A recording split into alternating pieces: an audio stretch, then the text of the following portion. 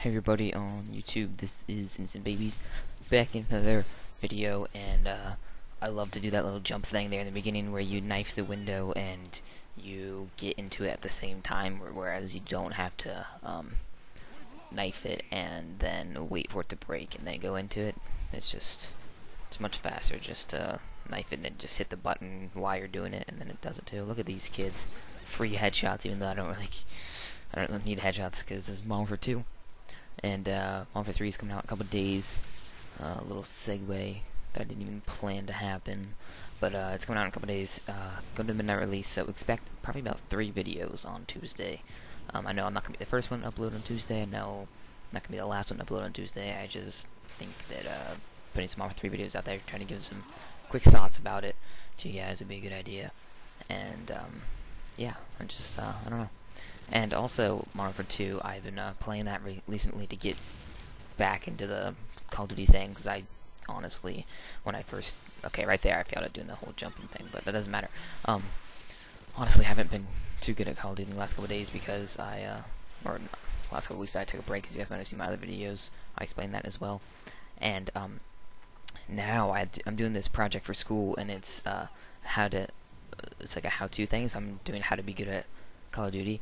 And I'm using Modern Warfare 2 footage because it's gonna be most like Modern Warfare 3, and it's due Monday. So right when if it was due like any later, basically I would have been able to get Modern Warfare 3 footage in there and stuff, but I can't. So I took I recorded all like the beginning parts and like all the weapons and stuff, and I'm gonna basically break it down.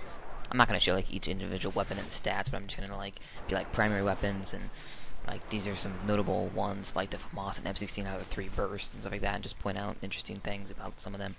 It has to be like 8 pages, which is gonna be pretty easy to do with lots of pictures. So have to do that this weekend. I'm gonna be getting ahead in all my classes. That way, when Modern Warfare 3 comes out, I can not have as much homework, which is pretty cool. And yeah, so I can't wait for that. I know people have it already, and I don't know.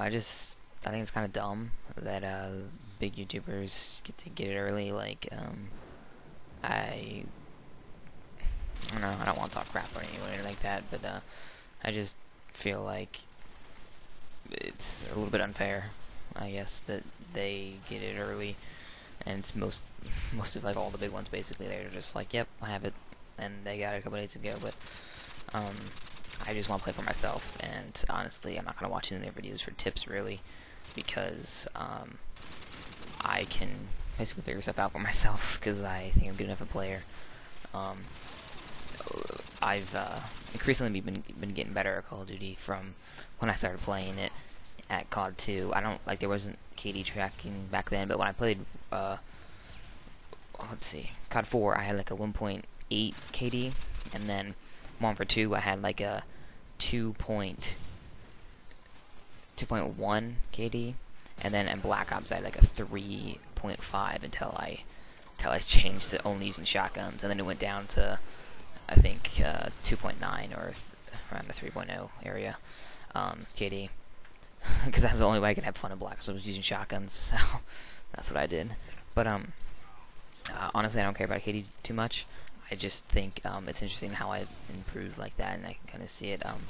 For Xbox on Modern Warfare 2, my KD's like 1.4 or something. I was just looking at it because I was doing my project, like I said earlier. I was looking at all I had to like take pictures of basically all this stuff, and I think it was like 1.46 maybe 1.49. I don't know, something like that. But I think it's funny because all I do in this game is screw around. Like ever since I got it, like this past couple of weeks, like the only time I actually went tryhard mode. Usually I'm like using riot shields. Like I did some things with Noah where like we killed ourselves like so many times in a match, and look at me not kill those 2 guys. That's bullcrap. Where we like killed ourselves like 80 times in a match, and he would always just like rage quit, so like his stats wouldn't save, but I would just be like, nah, whatever. You know, I didn't really care that much, and you know, using riot shield to trap people in corners and doing fun things like that is what I enjoy. So yeah. But my stats I was talking about on PS3, except for Black Ops, my stats on Modern Warfare 3 were, I mean, except for Black Ops, my stats on Xbox 360 were the 3.5 KD thing. because I played it on PS3, but then I quit and went to Black Ops. So, yeah.